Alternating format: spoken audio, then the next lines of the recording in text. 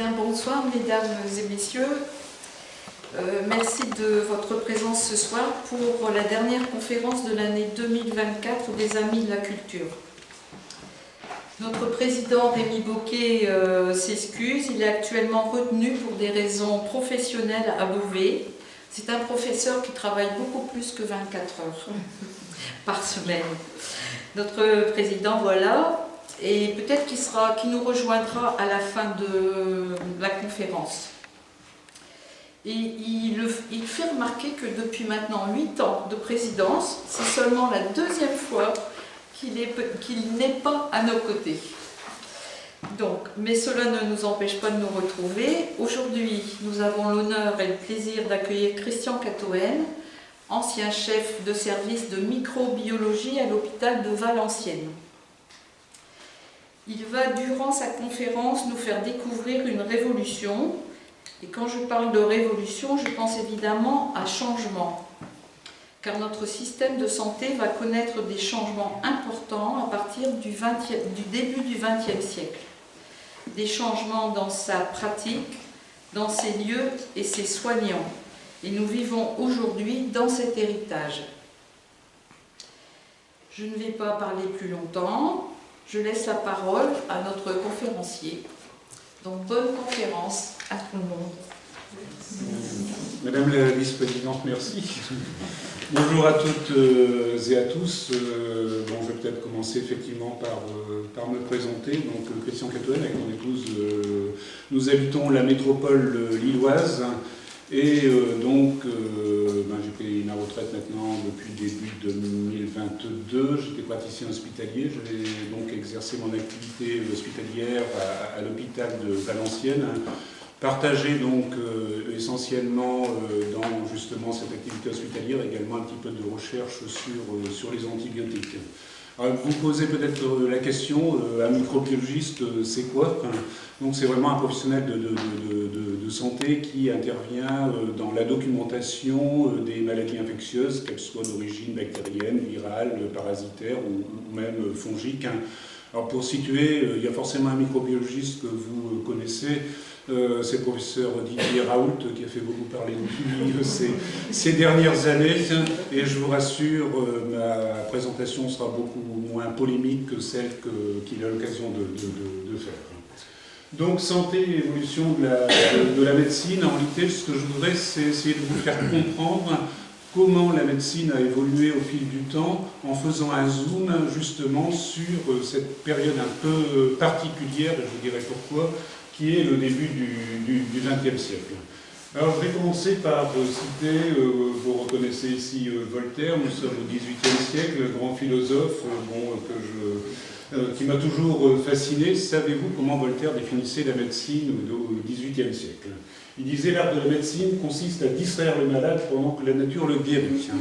Donc ces termes illustrent bien le fait qu'au XVIIIe siècle, la médecine effectivement était quand même un peu au ras des pâquerettes, que effectivement sur le plan scientifique il n'y avait pas beaucoup de bases.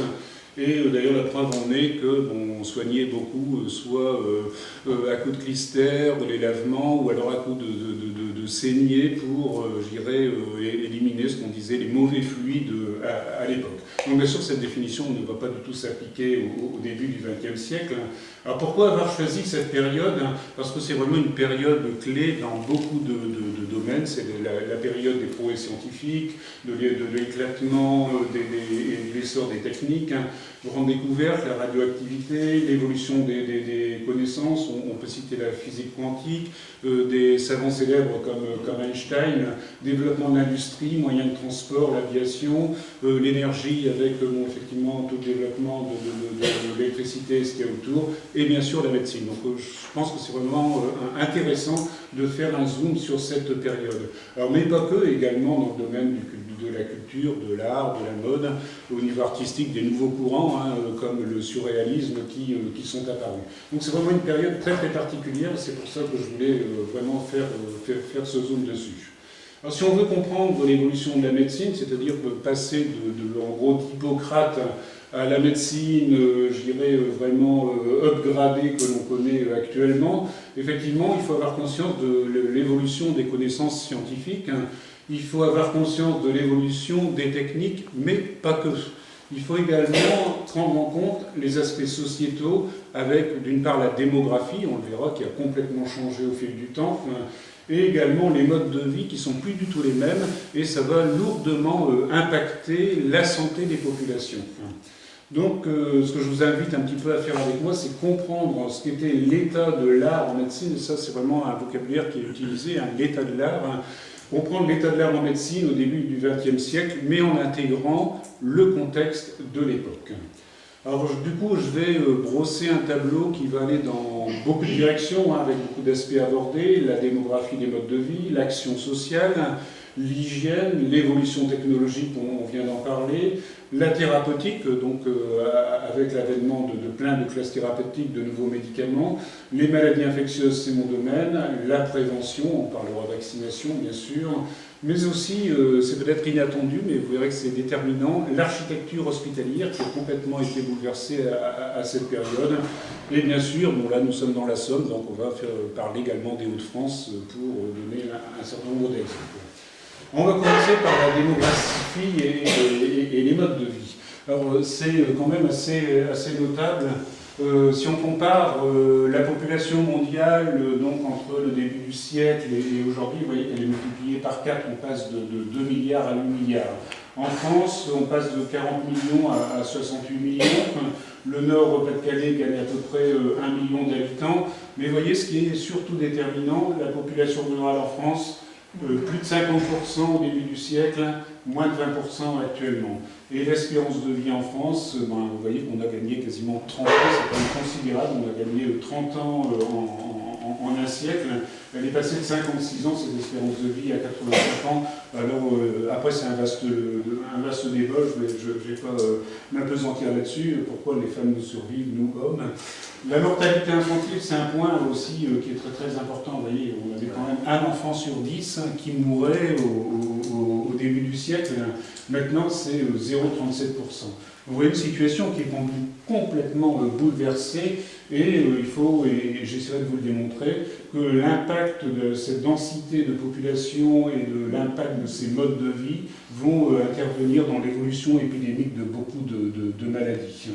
Alors, il y a quelques cheveux blancs ici, donc vous devez vous souvenir que dans les années 60, un grand philosophe, un autre, Jacques Dutronc, chantait une chanson qui était, alors je ne vais pas vous la chanter, je n'ai pas ce talent-là, mais il chantait à l'époque 700 millions de Chinois et moi. S'il refaisait cette chanson maintenant, il pourrait dire 1,5 milliard, 1,5 million, 100 millions de Chinois et moi. Donc vous voyez, Dutronc, il vit encore, on le connaît, bon, il y a 60 ans, et on a plus que doublé la population en Chine. Donc c'est loin d'être une plaisanterie, c'était simplement pour illustrer ça. Autre illustration, c'est la situation actuelle dans le monde. Effectivement, elle a considérablement évolué, ça va impacter, on le verra, je parlerai, je dirais, de 3 mots du Covid. Vous voyez que quand on regarde en vert, c'est des taux d'urbanisation qui sont supérieurs à 70% à l'époque actuelle. Vous voyez ce que ça représente actuellement sur les principaux continents. Et le nombre de mégalopoles, il y a en 2024 33 mégalopoles, donc les mégalopoles c'est plus de 10 millions d'habitants. Et ça va intervenir, donc c'est pour ça que je dépasse aussi l'aspect purement médical, ça va aussi intervenir dans le développement de certaines maladies et de certaines épidémies. La mortalité, c'est aussi intéressant de comparer le début du siècle avec les années 2000. Vous voyez, on va regarder déjà la mortalité pour cause infectieuse. Alors que cause infectieuse globale ou strictement respiratoire. 28% au début du siècle, maintenant ça n'est plus que 4,6%. Donc on ne meurt plus des mêmes causes. Inversement, bien sûr, l'origine néoplasique, ce sont les cancers. Au début du XXe siècle, 6%, maintenant c'est presque 30%. Donc vous voyez tout ça, bon bien sûr il y avait aussi pour certains aspects des relations de cause à effet, mais c'est important d'avoir ces chiffres en tête. Donc ayant vu ça, on va parler un petit peu de la législation, des aspects sociaux. En France, au début du XXe siècle, c'est là qu'on va entendre parler la première fois d'assurance sociale, avec deux premières lois qui sont vraiment déterminantes, avril de 2028 et avril 2030, qui concernent les salariés qui disposent d'un contrat de travail. Et donc c'est la première fois qu'on voit apparaître une assurance pour les risques liés à la maladie, à la maternité, à l'invalidité et également le décès. Vous avez là les pages de garde de ces deux lois.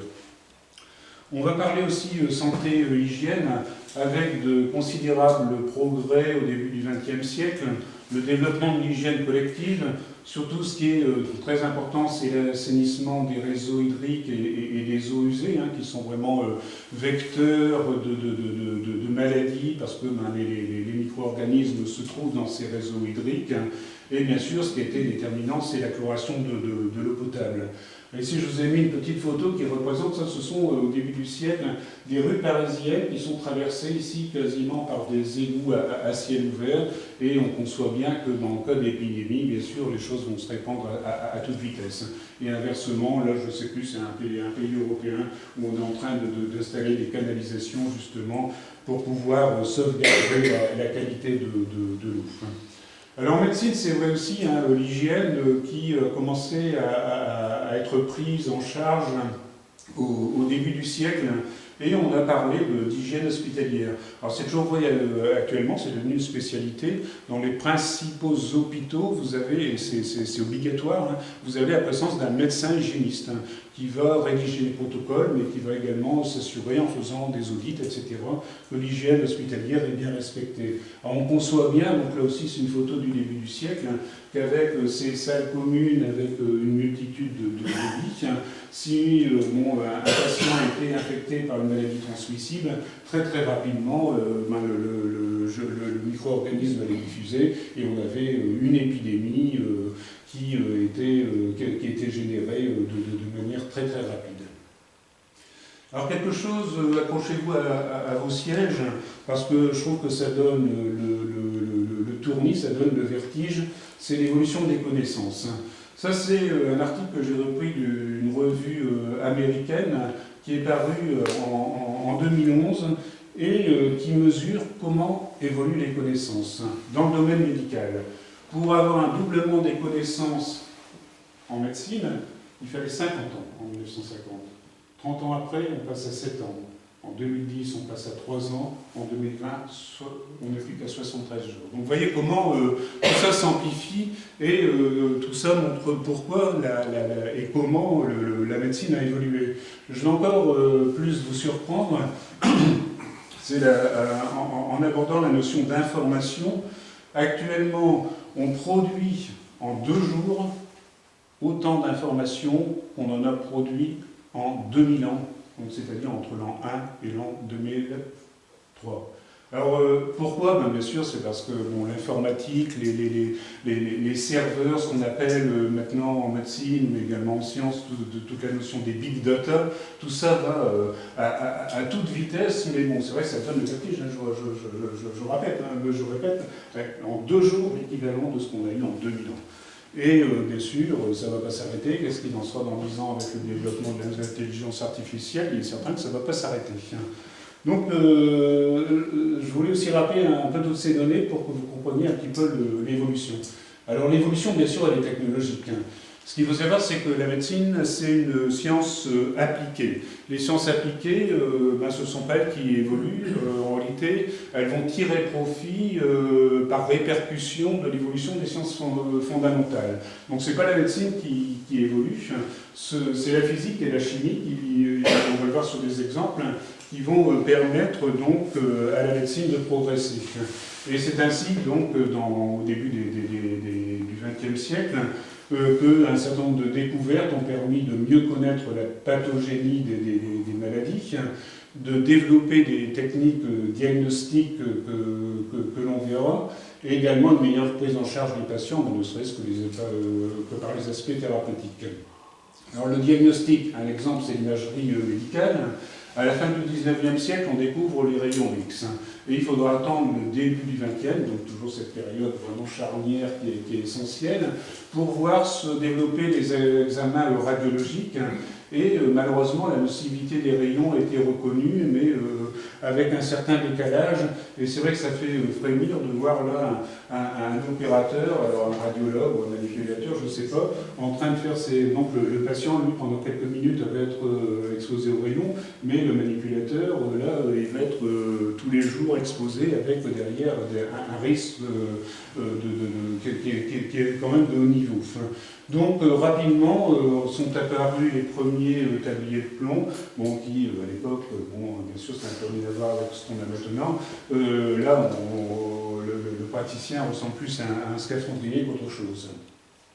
Autre découverte, la radioactivité artificielle, donc là, deux inventeurs, Frédéric et Irène Joliot-Curie, et très rapidement, donc dans les années 40, on va utiliser les radioéléments pour le diagnostic. La microscopie électronique, là c'est Ernst Rüsker en 1932, donc voici ce monsieur, et donc voici son invention. Alors, le microscope électronique, c'était quelque chose d'essentiel, parce que par exemple, avant Rüsker, on n'avait jamais vu ce qu'était un virus. On connaissait les bactéries, et Pasteur avait vu les bactéries au microscope, hein, mais c'était de la microscopie optique. Là, la microscopie électronique, bon, on a des niveaux d'agrandissement qui sont bien plus importants, et donc là, on commence à pouvoir visualiser les virus. Et enfin, pour mon domaine, le premier congrès international de microbiologie en 1930. Autre découverte et progrès, donc là on va parler un peu de cardiologie pour changer, la mise au point de l'électrocardiogramme, donc là c'est M. Einthoven, voici ce brave monsieur. Donc c'est un médecin néerlandais qui va inventer l'électrocardiographe et ce sera véritablement le père de la cardiologie moderne et d'ailleurs il recevra le prix Nobel de médecine en 1924. Alors voici donc ce médecin, à côté donc, ce qui fait un petit peu machine infernale, c'est sûr que les électrocardiographes n'ont plus du tout cet aspect-là maintenant et ont été miniaturisés, mais néanmoins c'est bien lui qui en est l'inventeur. Autre découverte et progrès, on va changer complètement de domaine, on va parler psychanalyse, c'est aussi intéressant. Bon, Sigmund Freud, 1856-1939, c'est un neurologue autrichien, donc vous connaissez cette photo, hein, avec cet air un petit peu dandy, je dirais, et qui va faire un certain nombre de découvertes dans le domaine de la sexualité infantile, de l'inconscient, et la psychanalyse va vite devenir une nouvelle discipline, avec une théorie qui est basée sur un certain nombre d'éléments, l'inconscient, la personnalité, le développement psychosexuel, les rêves, les mécanismes de défense. Et on a la théorie de Freud, on a pour habitude de la représenter sous la forme d'un iceberg, en sachant que le conscient, ça n'est que les parties qui émergent, mais la partie la plus importante se trouve complètement enfouie, c'est donc le préconscient et l'inconscient. Et donc ce sont effectivement ces découvertes qui ont permis d'avoir des applications thérapeutiques avec des traitements des troubles mentaux qui explorent justement l'inconscient et la pensée. Donc vous voyez, progression vraiment dans tous les domaines. Et pour aller rapidement, toutes les autres spécialités médicales, la pathologie infectieuse, vous voyez, des bouquins sur les maladies infectieuses qui commencent à apparaître dans les années 30. En neurologie, c'est la première revue de neurologie qui va apparaître en 1933. Neurochirurgie, on va peut-être s'arrêter sur Thierry de Martel, qui est un neurochirurgien français qui a exercé à la Pitié-Salpêtrière. C'est vraiment lui qui a créé la discipline. Et vous voyez par exemple des instruments de trépanation ici qu'il a créé à l'époque.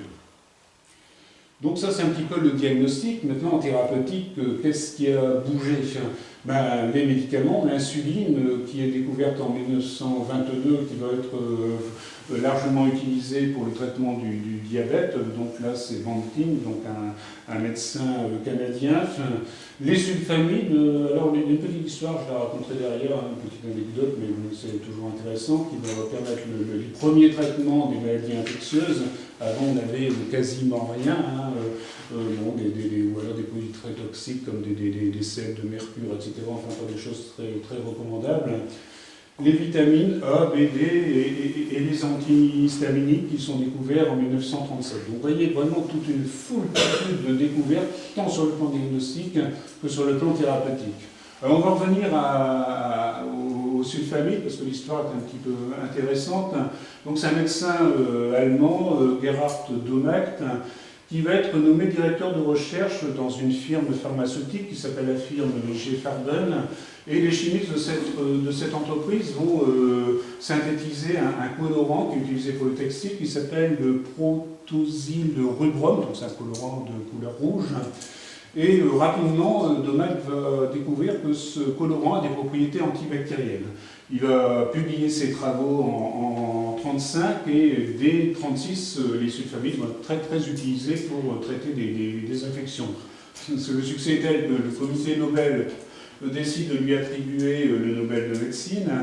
Et il y a eu là une petite péripétie, c'est que Hitler, pour les Allemands, interdisait la nobélisation. Pourquoi? Parce qu'un prix Nobel de la paix avait été attribué à un antimilitariste allemand, le nommé von Ossietzky. Donc, comme Domacht accepte quand même, il est incarcéré.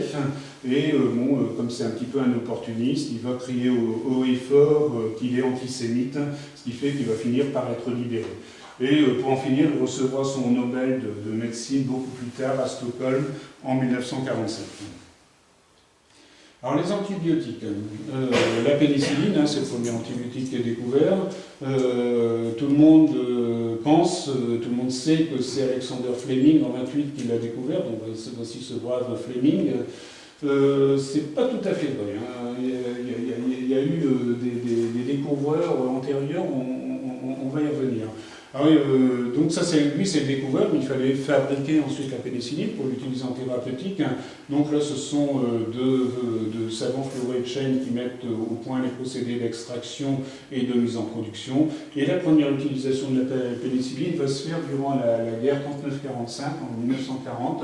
Alors surtout, à l'époque, il y avait beaucoup d'infections pulmonaires, à pneumocoque par exemple, et donc on a cru vraiment avoir jubilé les maladies infectieuses en utilisant la pénicilline. Bon, malheureusement, vous savez quel est le sort des antibiotiques, on les a surutilisés, mal utilisés, etc. Et au fil du temps, on ne fera que découvrir des nouvelles familles, des nouvelles molécules, et on va assister systématiquement à une montée de la résistance des bactéries vis-à-vis de ces antibiotiques. Donc là, voilà, ces fameux flacons de pénicilline qui sont utilisés dès l'année 40. Alors je vous disais que Fleming, c'est peut-être pas lui qui est le tout premier découvreur. En réalité, il y a un Français, c'est un médecin qui s'appelait Ernest Duchesne, qui avait constaté que les moisissures bloquent la croissance des bactéries. Effectivement, pénicilline, pénicillium. La pénicilline est produite par un champignon, une moisissure qui s'appelle Penicillium notatum. Et donc, Ernest Duchesne l'avait déjà démontré beaucoup plus tôt, en 1897.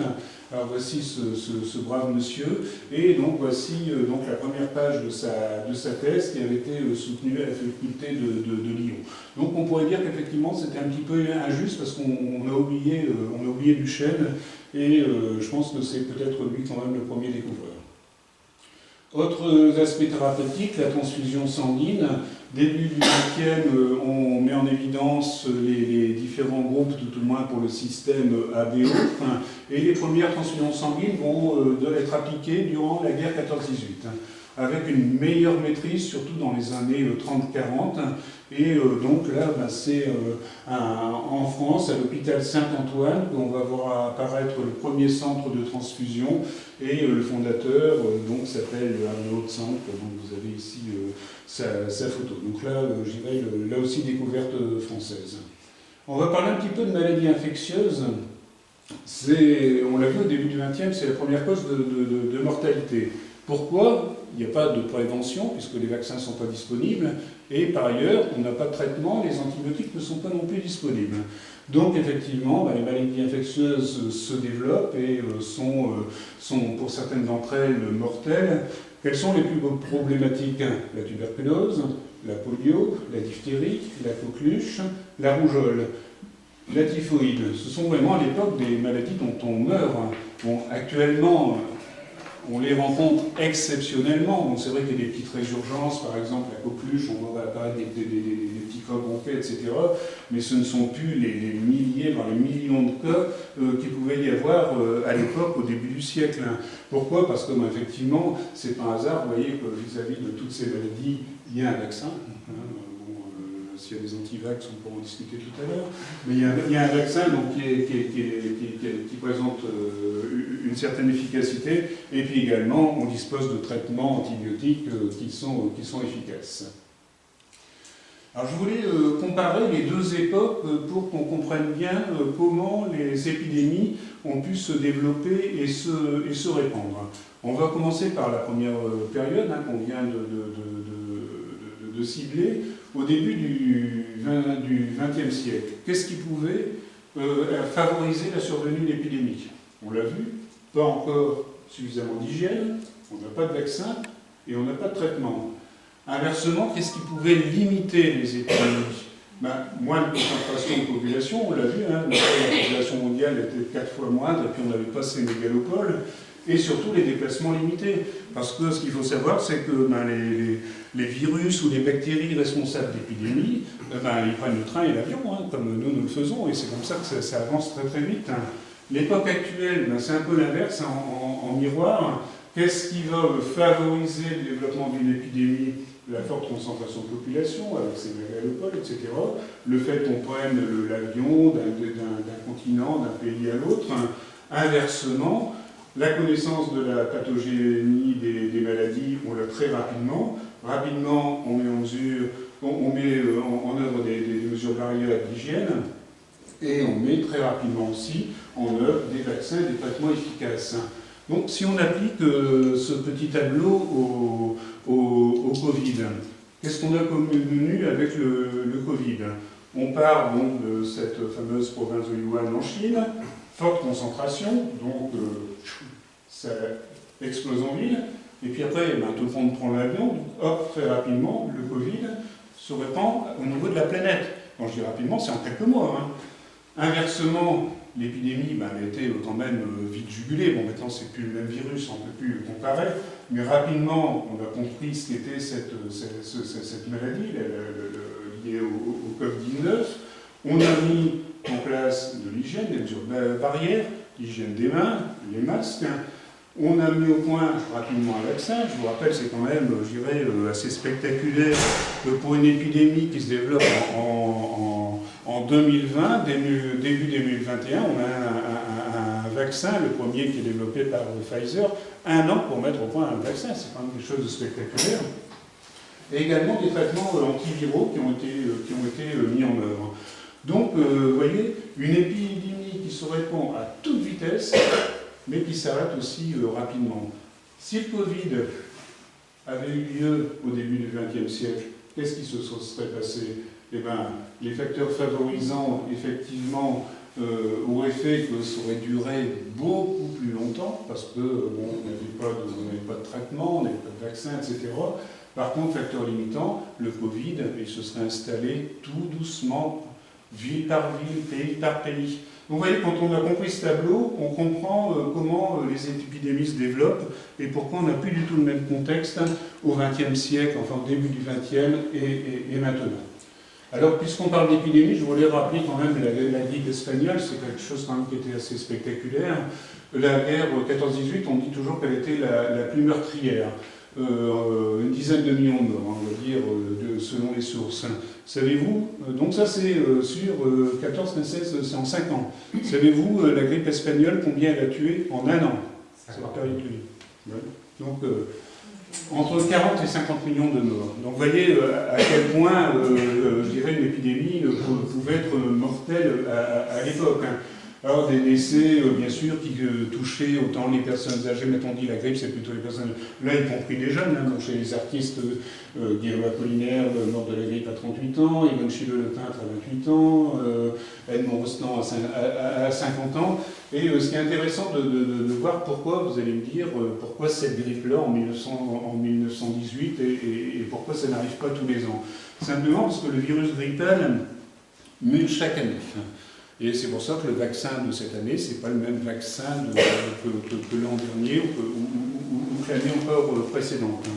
Et donc, alors on essaye effectivement d'adapter les souches vaccinales à ce qui est un petit peu en place au niveau de l'hémisphère sud, puisqu'on a quand même le virus qui bascule d'un hémisphère à un autre. Donc ça, ce sont les mutations que l'on connaît chaque année.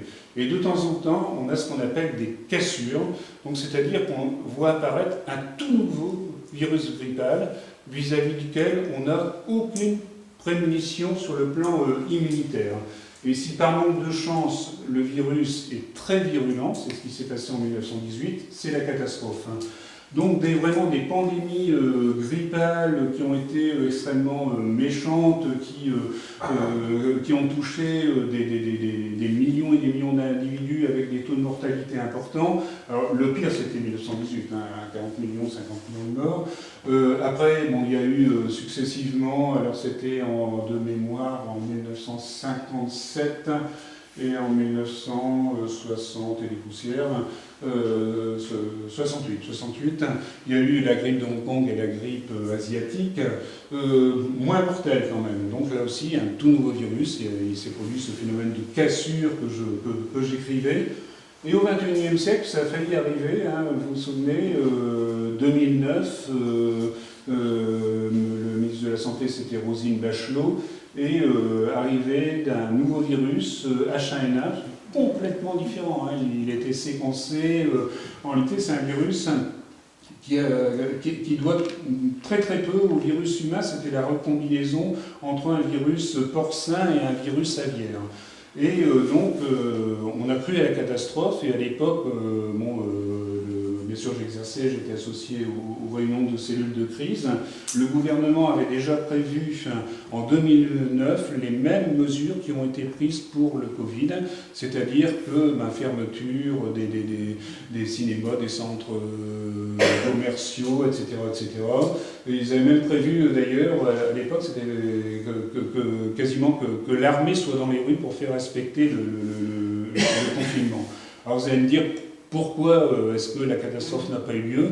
Simplement parce que le virus H1N1 de 2009, il était très contagieux, mais il n'était pas virulent. Donc il n'y a pas eu beaucoup de morts.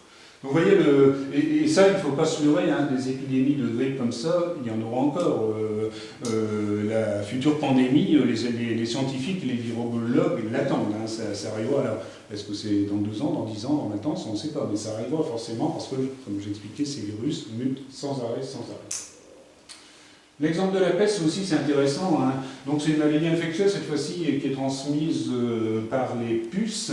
Et le réservoir, ce sont les rats, bien sûr, qui sont eux-mêmes infestés par les puces. Alors on associe toujours la peste, hein, c'était un petit peu empirique, mais bon, ça fonctionnait quand même un petit peu. Ces médecins qui étaient habillés de toges, avec des gants, avec ce bec canard où ils enfonçaient des herbes aromatiques, donc en réalité ça servait de filtre, hein, ça protégeait quand même un petit peu. Et donc 3 grandes pandémies.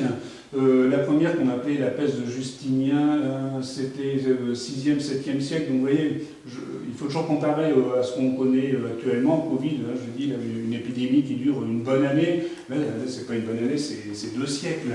Deuxième grande pandémie, on est entre le 14e et le 18e siècle, donc une pandémie qui dure 5 siècles. Ça n'a rien à voir, parce que bon, effectivement, pourquoi ça n'a rien à voir? Parce qu'on n'avait pas à l'époque les mêmes moyens de lutte. Et la dernière pandémie qu'on a connue, qui s'est poursuivie jusqu'à la première moitié du XXe siècle, ce qu'on a appelé la peste de Chine, avec 15 millions de morts en Asie. Alors pourquoi maintenant on maîtrise? Simplement parce que en 1894, il y a M. Yersin qui a découvert la bactérie responsable qui s'appelle Yersinia pestis, et on a bien sûr des antibiotiques efficaces. La peste se traite maintenant très très bien, et donc bien sûr maintenant la mortalité, même s'il y a encore quelques cas, en particulier en Afrique, c'est au niveau du Sub-Sahara, on peut la prendre en charge. Donc, j'ai parlé de traitement, on va parler un petit peu de vaccination. Alors, le principe de la vaccination, il était reconnu grâce aux travaux de Pasteur. Je vous rappelle que Pasteur, c'est 1849-1895. Dans les années 20 et 30, on va mettre au point plusieurs vaccins. Le BCG, donc, qui est découvert par Calmette et Guérin, qui est découvert à Lille quand même, on va le souligner au niveau régional. Et on verra pourquoi plus tard. Le BCG il a été dénigré dans les années 20 et il va être de nouveau promu dans les années 30. Autre vaccin qui a permis de juguler cette maladie, le vaccin antidiphtérique, qui est rendu obligatoire en 1938, et également donc Jean Légré, que vous voyez ici, qui a mis au point le vaccin contre la fièvre jaune. Donc début du XXe, toute une flopée de vaccins qui sont mis au point. Alors le BCG, c'est quoi? C'est une souche atténuée de bacilles tuberculeux, donc C c'est Calmette, G c'est Guérin, Lille, donc qui ont repiqué sans arrêt une souche de bacilles tuberculeux, et à force elle est devenue non virulente. Et donc c'est cette souche qu'on utilise pour vacciner, avec un vaccin qui est mis au point en 1921. On vaccine les nouveau-nés dès 21 avec des succès colossaux. Et puis, patatras, drame, en Allemagne, en 1930, on vaccine 72 enfants, 72 morts. Bien sûr, ça fait les gorges chaudes déjà de la presse à l'époque, au niveau des sociétés de médecine, etc. Tout le monde s'insulte, grosse polémique, et on remet en cause la vaccination, oui, déjà des antivax à l'époque. En réalité, c'est une erreur médicale, c'est-à-dire que la souche de BCG était contaminée par une souche virulente, donc on n'avait pas vacciné les enfants avec du BCG, on avait vacciné ces malheureux enfants avec une souche de bacilles tuberculeux. Et donc il faudra attendre 10 ans pour que la vaccination BCG retrouve ses lettres de noblesse et qu'elle puisse donc être de nouveau mise en œuvre. On va parler architecture hospitalière. Pour l'instant, on a parlé sciences. On va maintenant s'intéresser aux hôpitaux parce que c'est intéressant. Ils ont complètement été révolutionnés dans leur conception. Alors jusqu'au début du XXe siècle, on parle d'une architecture pavillonnaire, c'est-à-dire que toutes les spécialités médicales, chirurgicales, etc., on les disperse dans plein de pavillons différents. Et puis tout d'un coup, années 30, le concept de l'hôpital monobloc. Là, c'est vraiment le mastodonte, plusieurs étages. Alors pour illustrer ceci, vous voyez, j'aurais pu mettre 50 images. L'hôpital du Mans, l'hôpital Édouard Herriot à Lyon, l'hôpital Salpêtrière, vous voyez 25 pavillons qui sont dispersés. Donc là, vraiment, on étend et on disperse. Et puis, années 30, donc là, nouvelle conception, de manière typique, c'est l'hôpital Beaujon. Donc, vous voyez là, gros bâtiment, un colosse, avec plein d'étages. Et donc là, effectivement, ce qui a permis de faire ça, c'est que on faisait des structures pavillonnaires pour éviter la contagiosité, etc. Les eaux d'hygiène gérées en interne ont permis de pouvoir travailler sur des hôpitaux de ce type. Et maintenant, partout dans les grandes villes, vous savez, ce sont des hôpitaux ou des blocs, on verra d'autres exemples. Alors maintenant, nous sommes dans les Hauts-de-France, donc on va en dire quelques mots, et on va commencer par les hommes célèbres. Louis Pasteur, 1822-1895, né dans le Jura, chacun le sait. En réalité, ce n'est pas un médecin, c'est un chimiste. Donc agrégé de chimie à la faculté de sciences de Paris, et il est nommé professeur de chimie à la faculté des sciences de Lille dès 1854, et il restera là 4 ans. Et il va découvrir plein de choses, il va découvrir la fermentation alcoolique, il va travailler sur plein de domaines, c'est lui vraiment qui va fonder la microbiologie moderne, découvert du vaccin contre la rage, hein, c'est quand même quelque chose qui est important. Il va travailler sur la fermentation, alcoolique, lactique, hein. Conservation des aliments, on utilise encore tous la pasteurisation, hein. Le lait pasteurisé, c'est Pasteur forcément qui a laissé son nom. Et beaucoup de travaux sur les maladies infectieuses, alors pas uniquement maladies infectieuses humaines, mais animales. Par exemple, il y avait la pébrine qui décimait les vers à soie, des infections animales telles que le choléra des poules, le charbon, le rouget du porc, etc. Donc il a travaillé sur tout ça, mais ce qui reste le plus emblématique de Pasteur, c'est le vaccin contre la rage. Et il y a cette gravure qui est célèbre, mais qui fixe bien les choses, parce que vous voyez, donc là c'est un berger qui avait été mordu par un chien enragé, et donc Pasteur l'a tout de suite fait vacciner. Effectivement, ce jeune berger, n'a pas contracté la rage. Vous voyez, ce qui est important, Pasteur, je l'ai dit, c'est un chimiste, c'est pas un médecin, lui se tient derrière, c'est un médecin qui vaccine le berger. Alors à Lille, on va regarder un petit peu ce qu'a fait Pasteur. Il va diriger donc dès 32 ans, en 1854, la faculté des sciences. Alors pourquoi Parce que Napoléon III était assez attentif au potentiel que représentait Lille en termes de potentiel industriel. Et donc Pasteur justement va beaucoup travailler avec les industriels, en particulier avec Louis-Emmanuel Bigot, et donc dans le domaine de l'industrie du sucre et de l'alcool. Et durant cette période, il va découvrir que la fermentation alcoolique est due à des levures. Auparavant, on pensait que c'était un phénomène chimique, mais non, c'est pas un phénomène chimique. Ce sont bien des micro-organismes vivants qui sont responsables de la fermentation alcoolique. C'est là aussi qu'il va découvrir ce dont on vient de parler, la pasteurisation, et c'est là véritablement qu'il va créer la microbiologie moderne. Alors, un petit clin d'œil, dans le quartier des Carmes à Lille, on a encore cette plaque qui rappelle que Pasteur avait travaillé donc, dans ces bâtiments avec l'industriel Louis-Emmanuel Bigot. Alors, Louis Pasteur, est-ce un génie ou est-ce un imposteur? Ça reste quand même une polémique. Alors certains crient au génie, bienfaiteur de l'humanité, mais certains qu'il avait une personnalité quand même très particulière, très très forte, et déjà à l'époque, beaucoup de détracteurs, parce qu'il y avait les anti-vaccins, ça se bagarrait beaucoup dans les réunions des sociétés savantes de médecine ou scientifiques. Vous voyez que régulièrement, là j'ai pris des exemples d'articles de journaux de l'époque où on décriait les travaux de Pasteur. Après des querelles célèbres, il y en a deux là vraiment qui ne pouvaient pas se voir en peinture, et c'est dommage, parce que Corre était aussi un génie. Corre, c'est lui qui a découvert le bacille tuberculeux, mais comme Pasteur en était jaloux, au fur et à mesure que Corre avançait dans ses recherches, Pasteur le détruisait complètement, le laminait. D'ailleurs, on les voit, la photo était rangée pour qu'il se tourne le dos, mais ça a été vraiment la haine, je dirais, entre les deux personnages. Donc effectivement, tout ça n'a pas amélioré les choses et il a été beaucoup remis en cause. Alors bon, je pense qu'il ne faut pas exagérer, Pasteur est un génie, il a souffert de cette personnalité, après il n'a pas travaillé seul, c'est vrai qu'il y avait dans son laboratoire, il y avait en particulier on va dire un aide de labo qui était vraiment très, très cortiqué et qui l'a beaucoup aidé.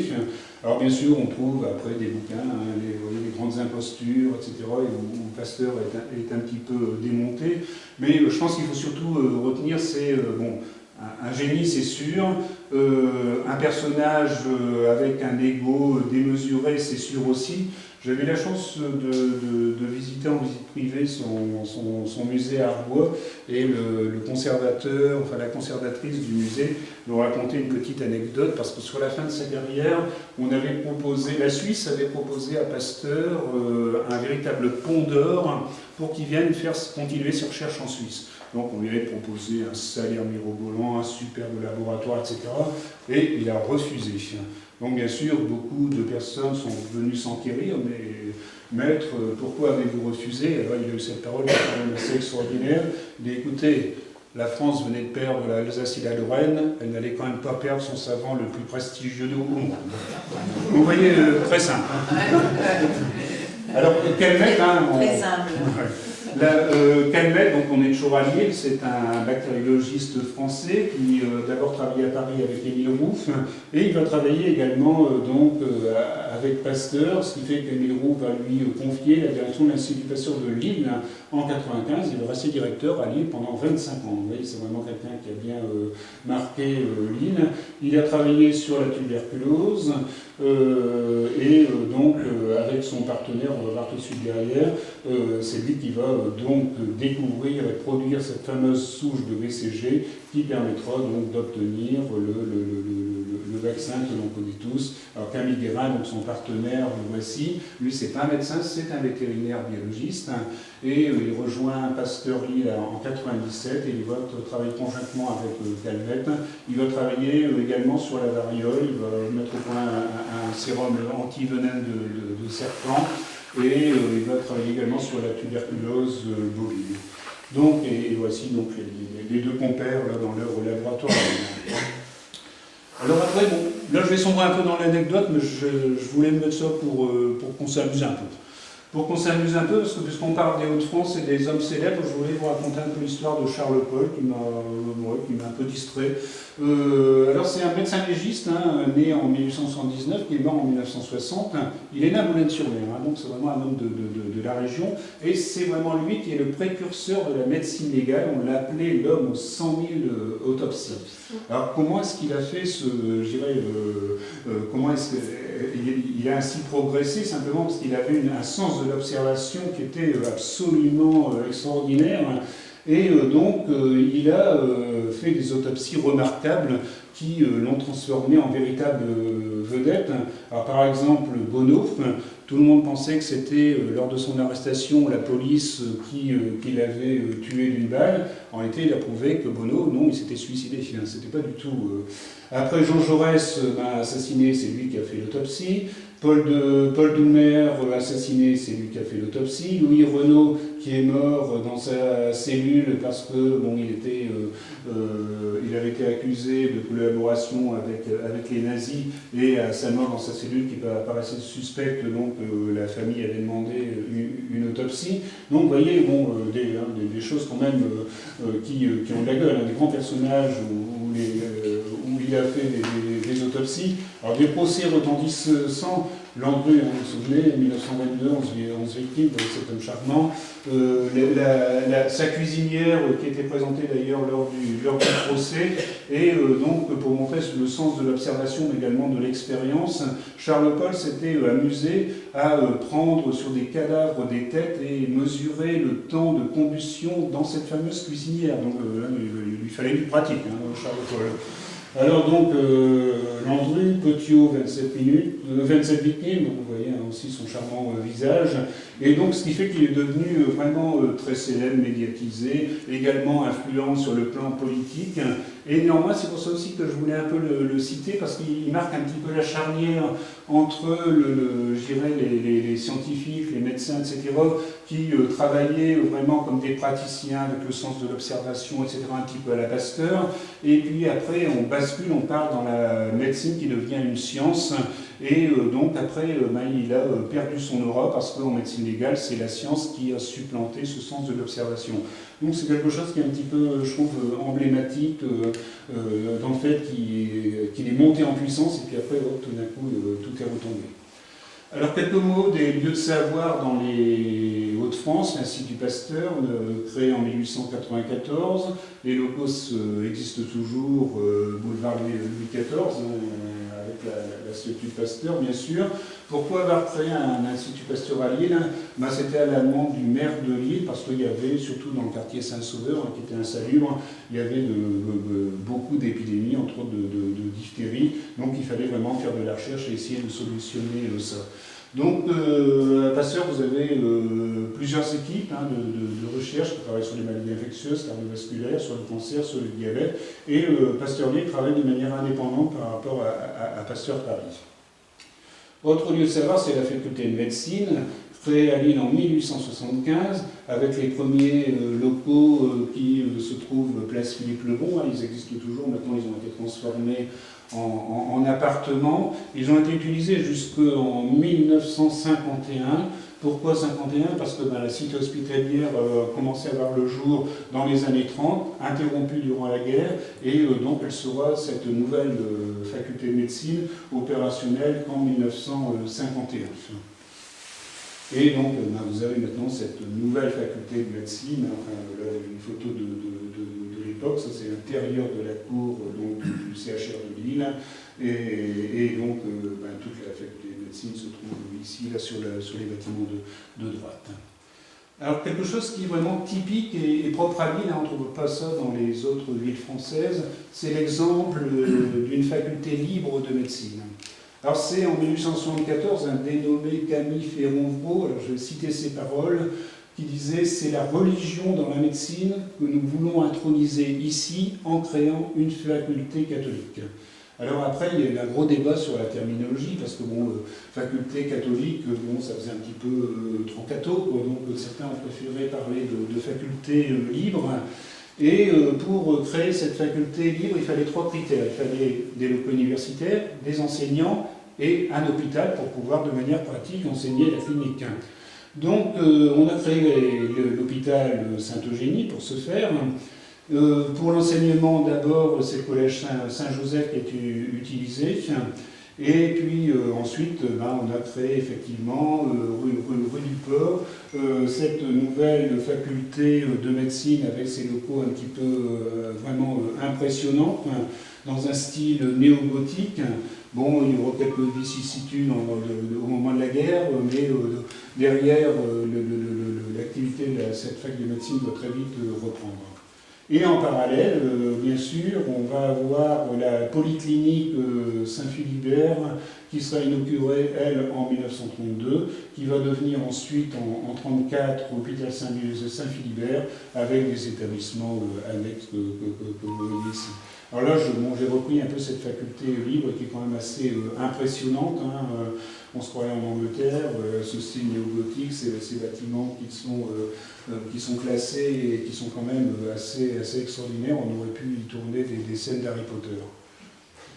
Alors la faculté de libre de médecine, donc j'ai repris ici des images qui sont parues dans la revue L'Illustration. Donc là, c'est en 1927, on fête le cinquantenaire de l'ouverture de cette faculté.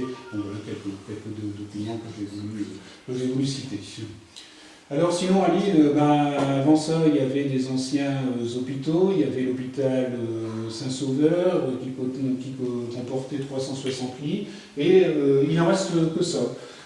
Cette salle qui est maintenant utilisée pour des événements culturels, ça se trouve derrière la mairie de Lille.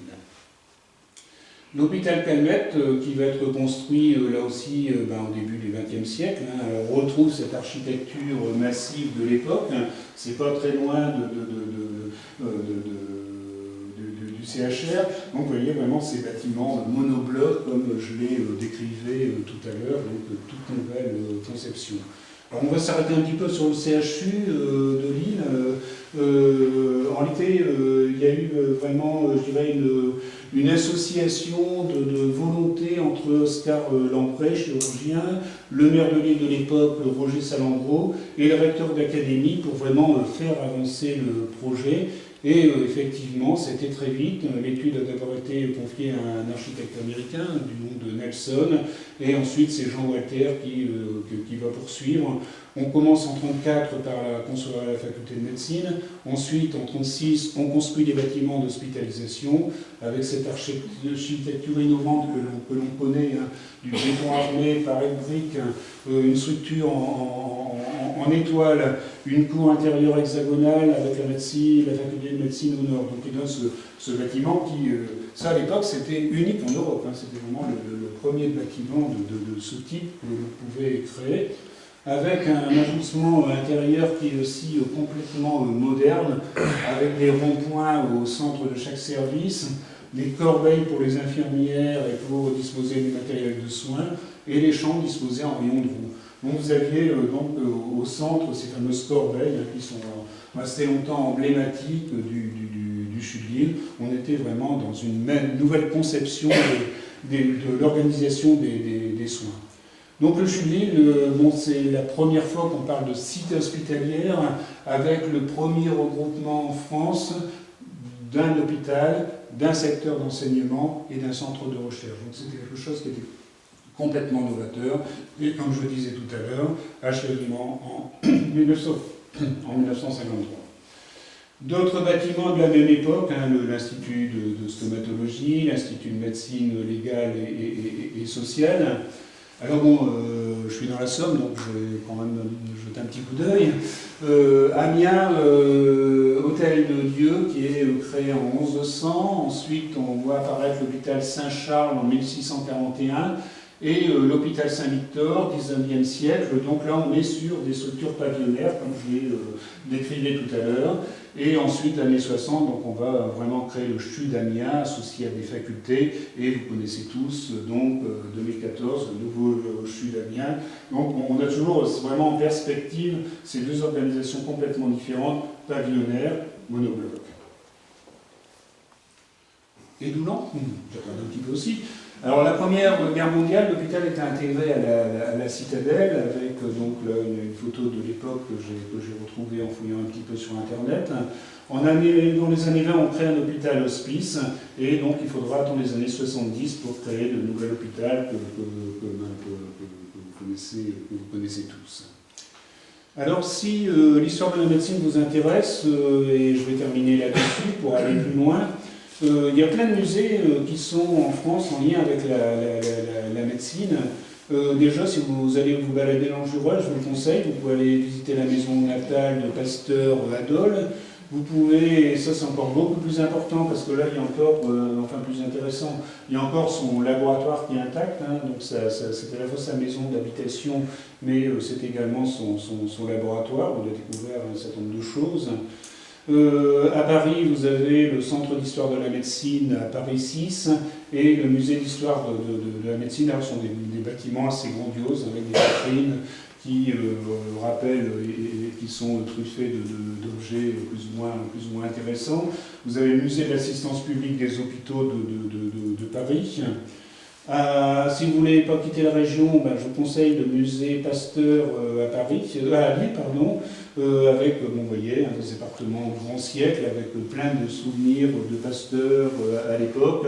Donc il va y avoir sa machine d'écrire, il y a plein de documents, il y a encore quelques vieilles éprouvettes, etc. Bon, enfin, c'est un lieu à visiter.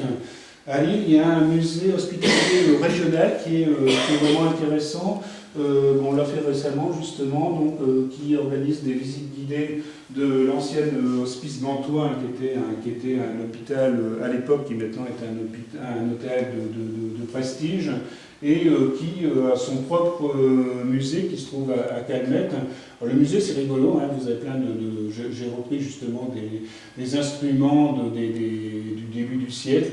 Vous voyez donc là une seringue à puissance de caoutchouc, des instruments chirurgicaux, un stéthoscope obstétrical, l'oscillomètre de Boulit. Alors ça c'était les premiers instruments pour la prise de tension. Déjà à l'époque, hein, début du siècle, déjà un bistouri électrique. Ensuite, son vésical, ophtalmomètre, des couteaux, enfin plein de matériel sympathique, couteaux amputation, et appareil de radiodiagnostic au début du siècle, vous voyez à quoi ça ressemblait, c'était quand même, ça n'a plus rien à voir que ce qu'on connaît maintenant. Et également un poumon d'acier, hein, en cas de paralysie des muscles pulmonaires. Donc, déjà ces matériels qui étaient mis au point et performants au début du siècle. Et enfin, un lieu qu'on a découvert plus récemment, je vous le conseille également, c'est l'approche belgique. Hein, l'hôpital Notre-Dame à La Rose, qui est un lieu assez magique, déjà l'architecture est très jolie. Et c'est en même temps un musée hospitalier. Là, vous avez la pharmacie, vous avez la disposition des chambres, etc. Si vous ne connaissez pas ça, je vous le conseille. Alors donc pour conclure, vous l'avez compris, et ça aide à comprendre aussi, je dirais, le développement de la médecine de manière beaucoup plus générale. C'est vraiment le début du XXe siècle qui crée la révolution avec de nouvelles approches, mais vraiment des approches scientifiques, de nouvelles découvertes, la prévention, le diagnostic, la thérapeutique, l'hygiène.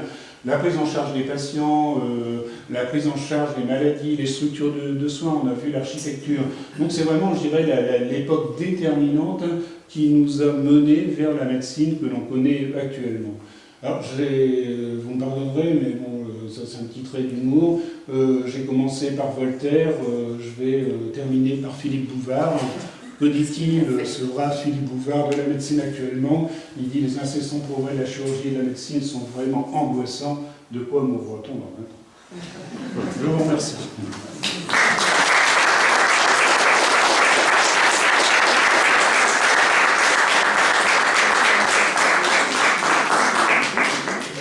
Si vous avez des questions, n'hésitez pas.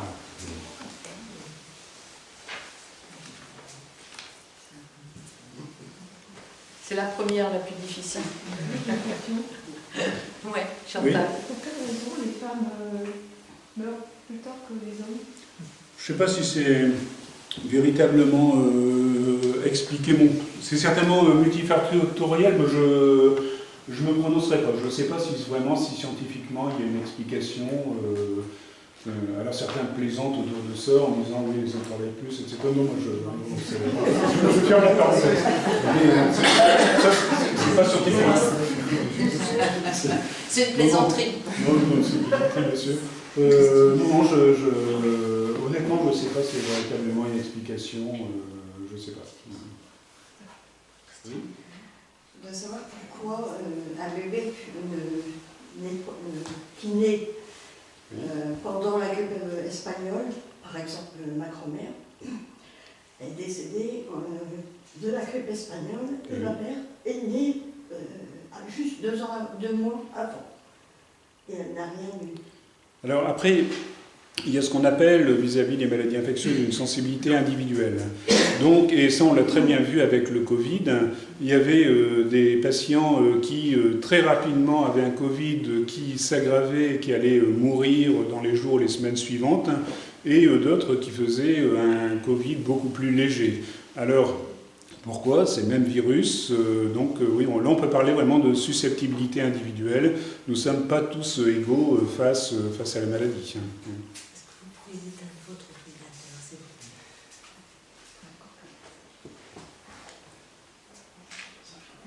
C'est vrai que la notion de susceptibilité individuelle, et c'est vrai pour toutes les maladies, pourquoi certaines personnes vont avoir une fragilité au niveau cardiovasculaire, en dehors de l'environnement, mais il y a sur le plan génétique, nous ne sommes pas du tout égaux par rapport à ça. Le cancer, pourquoi certaines personnes vont être atteintes d'un cancer quelquefois très précocement, d'autres non. Donc là, c'est vraiment la notion de sensibilité individuelle.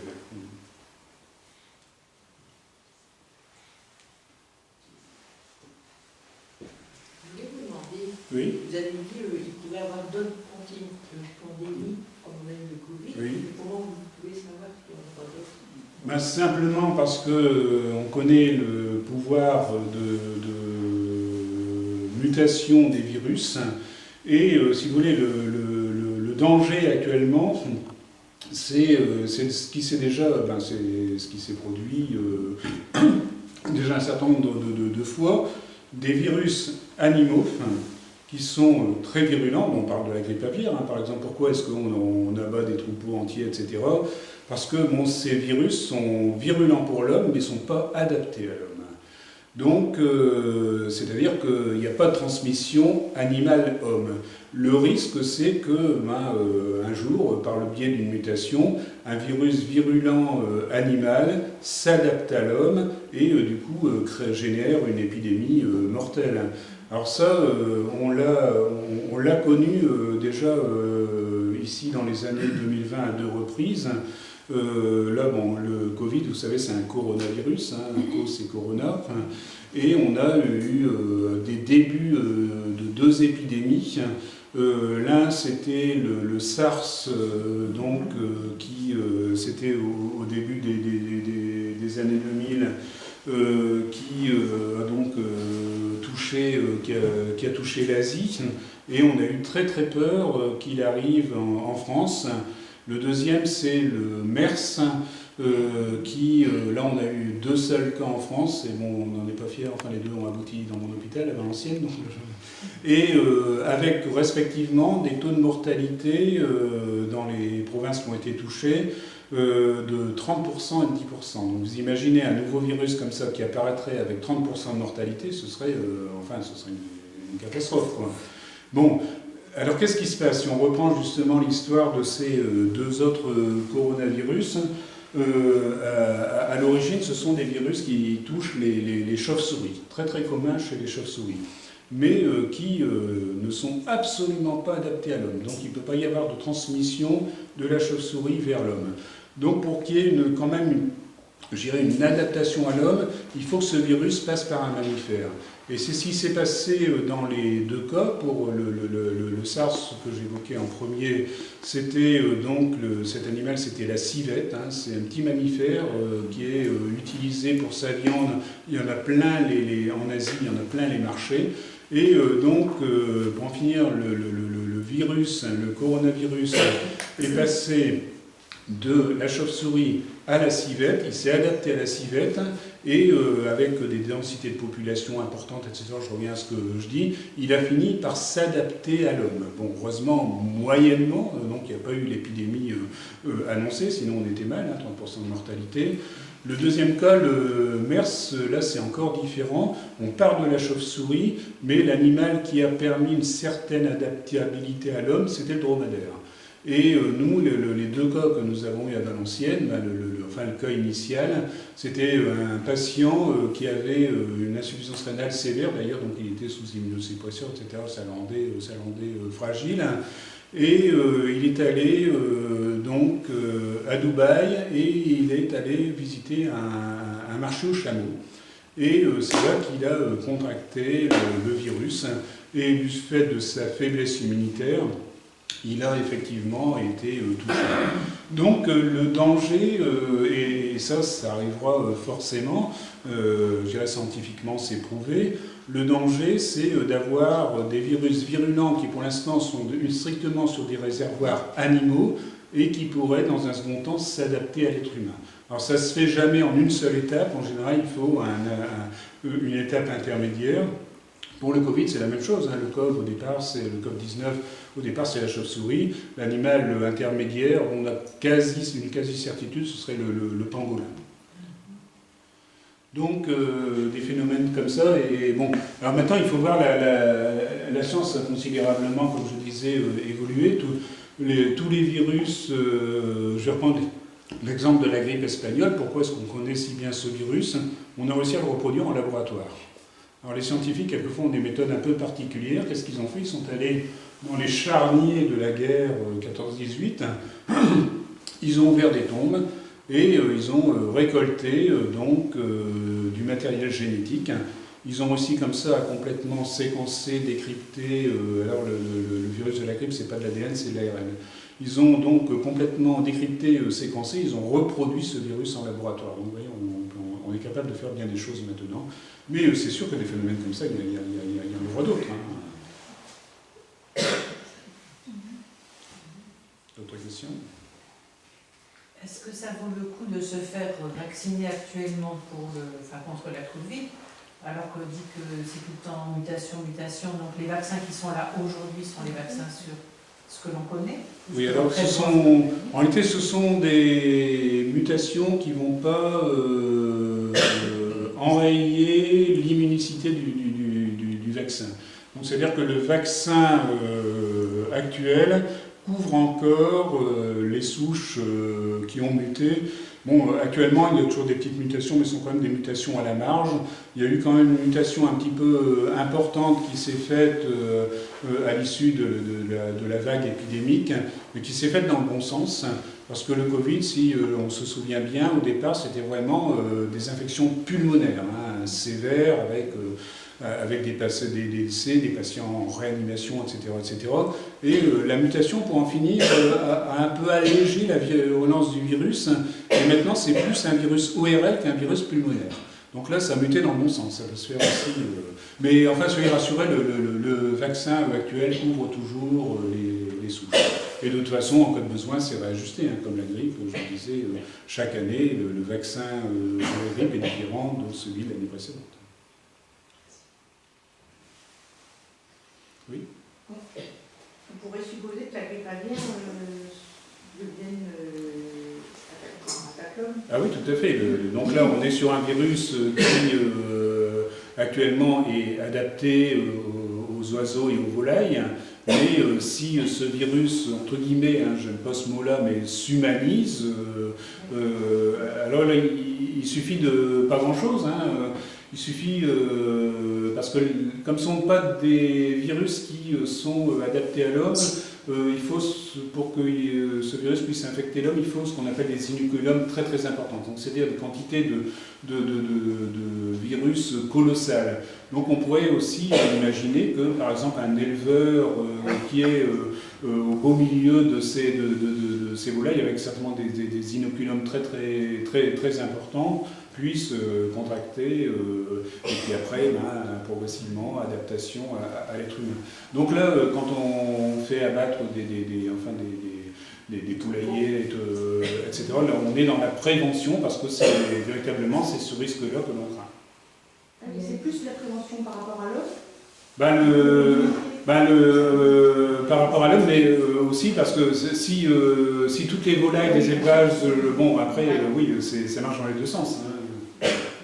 Oui, mais il y a la prévention. Oui.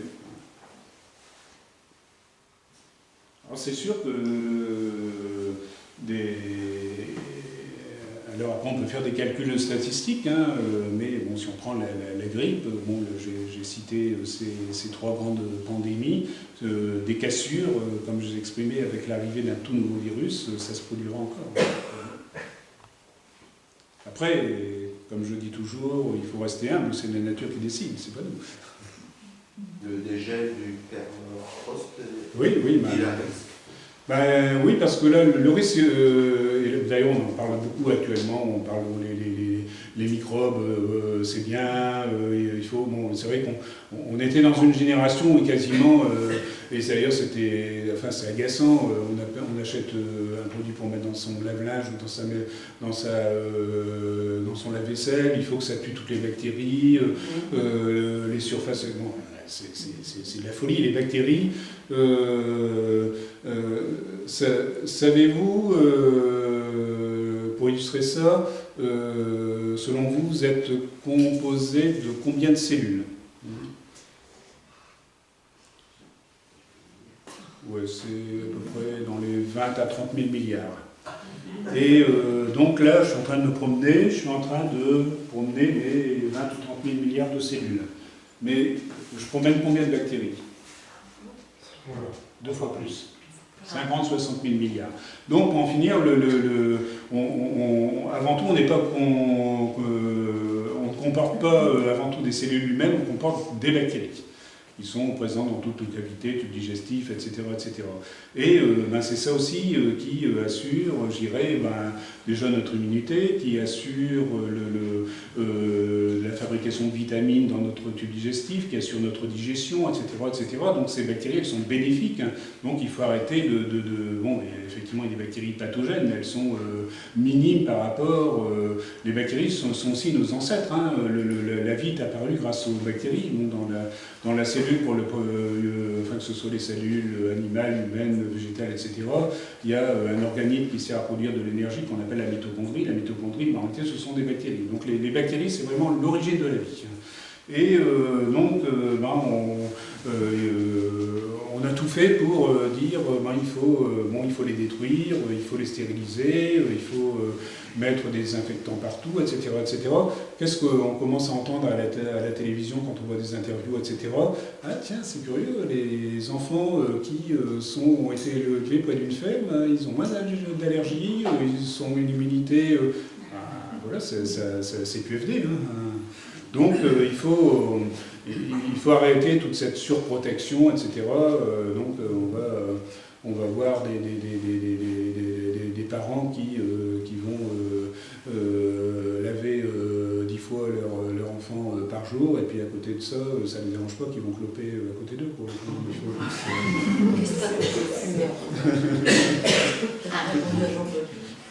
un peu la question, permafrost. Oui, oui, donc ce que je voulais dire, c'est que en étant confronté à toutes ces bactéries, on a aussi un état de prémunition qui permet de maintenir un équilibre. Là, le problème, c'est que dans le permafrost, on remonte à des milliers d'années, etc., il y a certainement des virus, mais on n'y a jamais été confronté, donc on n'a aucune immunité vis-à-vis de ça. Alors s'ils sont libérés dans l'atmosphère, et si par malchance ils sont virulents, on est mal parti.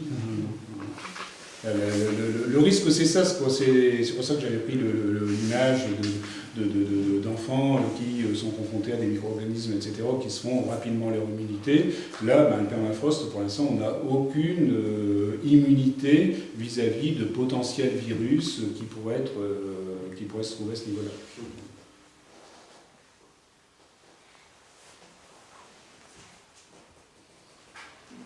Une question par rapport à votre carrière. Sur votre carrière, est-ce qu'il y a quelque chose qui vous a marqué dans le biologie,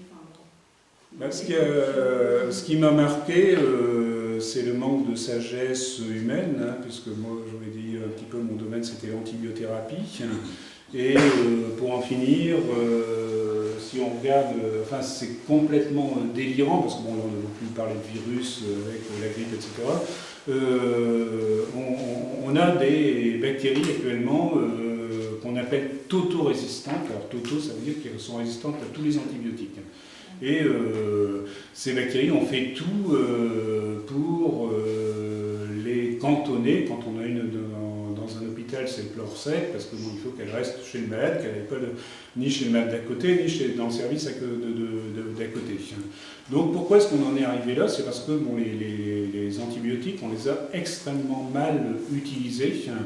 Comme je disais, 1940, première utilisation de la pénicilline.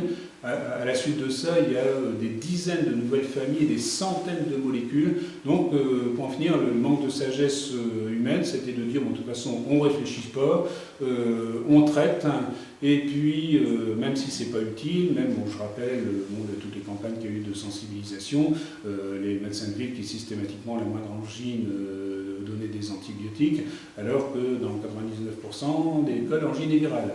Donc vous voyez, tout ça fait énormément de mal et explique la situation actuelle.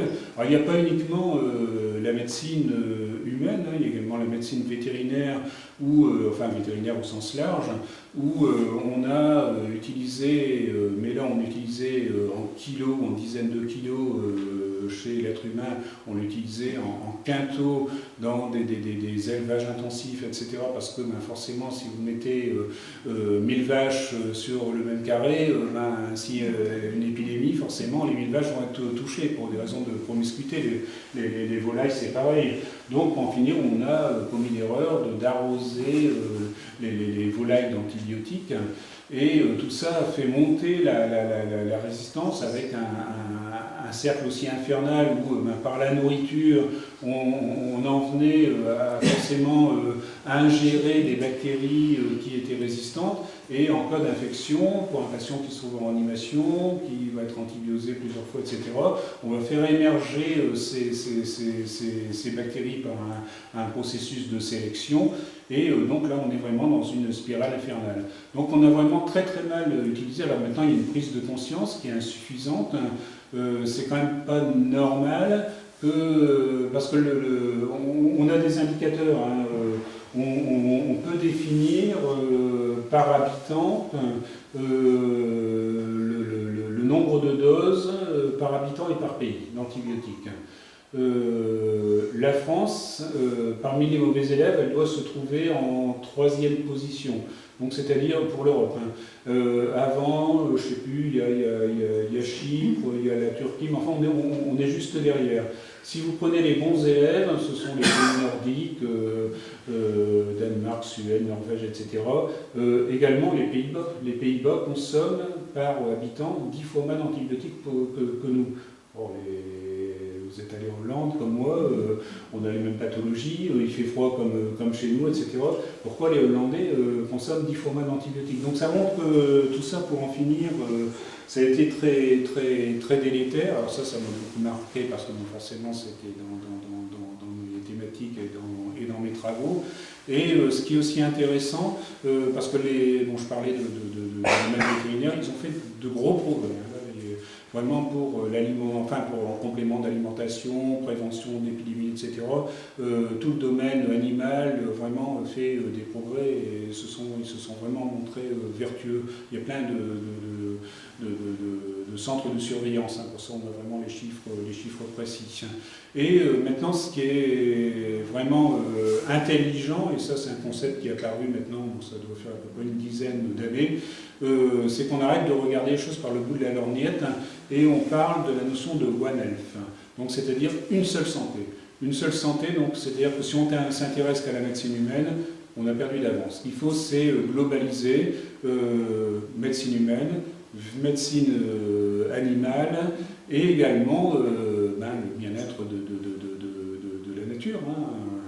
Je parlais du danger aussi de cette surutilisation des antibiotiques dans le domaine vétérinaire.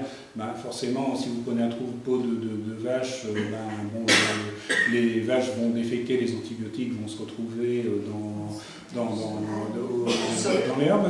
Ensuite, des grosses pluies, ça va se trouver dans un ruisseau. Ensuite, ça passe dans la rivière, etc. Et quand on fait des dosages dans les grandes rivières et dans les fleuves d'antibiotiques, mais c'est monstrueux, il y en a plein. Donc tout ça crée une pression de sélection et donc il faut vraiment il faut réagir. Ça veut dire qu'aujourd'hui, il y a beaucoup de BMR, ça s'est développé. Alors, le vocabulaire évolue parce que maintenant, BMR, ça veut dire bactéries multirésistantes, mais le vocabulaire est devenu insuffisant, donc maintenant on parle de BHR, bactéries hautement résistantes. Et après, on parle de bactéries hautement, mais également tauto-résistantes, comme je disais. Donc, on ne sait plus où trouver les mots pour décrire ce qui se passe. C'est réversible. C'est réversible.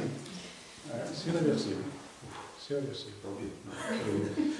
Pourquoi c'est réversible? Parce que ces méchantes bestioles, on les sélectionne avec des antibiotiques. Si on arrête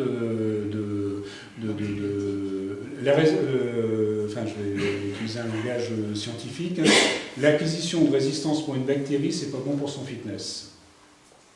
Fitness, ça se comprend bien. Donc c'est-à-dire que c'est défavorable. Donc si on arrête les antibiotiques, cette population très résistante, elle va vite décroître et ce sont les bactéries habituelles qui vont reprendre le dessus. La bactérie, en devenant résistante, perd des chances. Enfin, elle gagne des chances par rapport au patient malade qui est sous antibiotiques, mais elle perd des chances pour sa survie. Donc un juste équilibre et c'est réversible.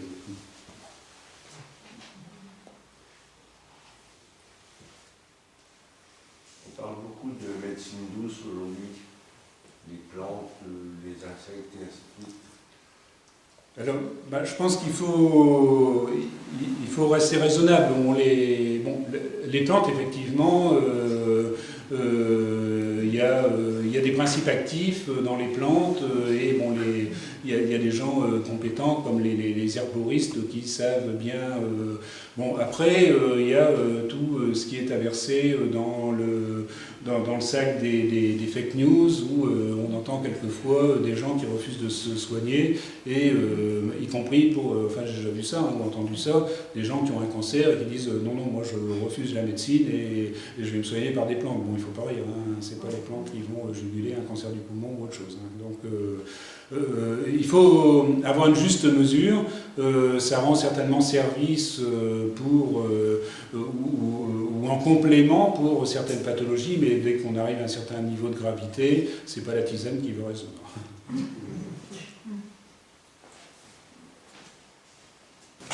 Voilà, merci à tous, bon week-end, et puis nous vous attendons vers lundi.